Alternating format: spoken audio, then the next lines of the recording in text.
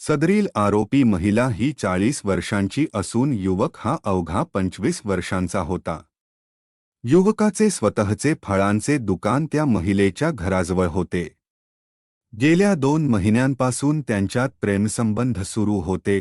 5 February रोजी त्या युवकाने महिलेच्या भेटीसाठी आग्रह केला. दुपारी घरात कोणी नसल्याचा फायदा घेत महिलेने त्याला घरात येण्याची परवानगी दिली. दोघांमध्ये परस्पर सहमतीने संबंध झाले. मात्र ही गोष्ट त्या युवकाच्या आयुष्यातील सर्वात मोठी चूक ठरली. ही विचित्र पण अंगावर शहारा आणणारी घटना गुलाबनगर, संतोषवाडी परिसरात घडली. आरोपी महिला सरिता देशमुख, वय 40, आणि तिचा 19 वर्षीय मुलगा आदित्य यांनी मिळून एक गंभीर गुन्हा केला. शरद वेल्डे हा युवक सरिताशी विवाहबाह्य प्रेमसंबंधात होता. 5 फेब्रुवारी रोजी प्रकाशने सरिताकडे शरीर संबंधाची मागणी केली.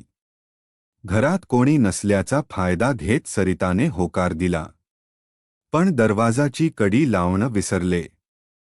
दोघंही एकमेकांत रममाण होते. अचानक सरिताचा मुलगा आदित्य घरी आला.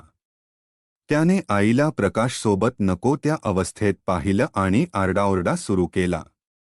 प्रकाशने त्याला शांत करण्यासाठी तोंड दाबलं. सरिताला वाटलं की प्रकाश आदित्यचा गळा आवळतोय.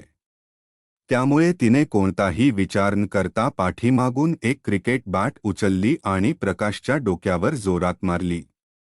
जागीच प्रकाश कोसळला आणि काही क्षणात त्याचा मृत्यू झाला. या मृतदेहाला लपवण्यासाठी आई आणि मुलाने मिळून घराच्या मागील अंगणात असलेल्या चिंचाच्या झाडाजवळ खड्डा खोदून मृतदेह पुरला. त्याचा मोबाईल फोडून गटारीत फेकला. 3 दिवसांपासून प्रकाश बेपत्ता असल्यामुळे त्याच्या कुटुंबियांनी पोलिसात तक्रार केली. तपास सुरू असताना प्रकाशने 15 तारखेला सरिताला केलेला कॉल लक्षात आला. पोलिसांनी नंबर ट्रॅक करून सरिता देशमुखवर संशय घेतला. चौकशीत उडवाउडवीचे उत्तरे मिळाल्याने अधिक संशय बळावला. 1 फेब्रुवारी रोजी पोलिसांनी कठोरपणे चौकशी केल्यानंतर सरिताने अखेर कबुली दिली. मृतदेह मिळवून तपास पूर्ण झाला. आई आणि मुलाला अटक करण्यात आली.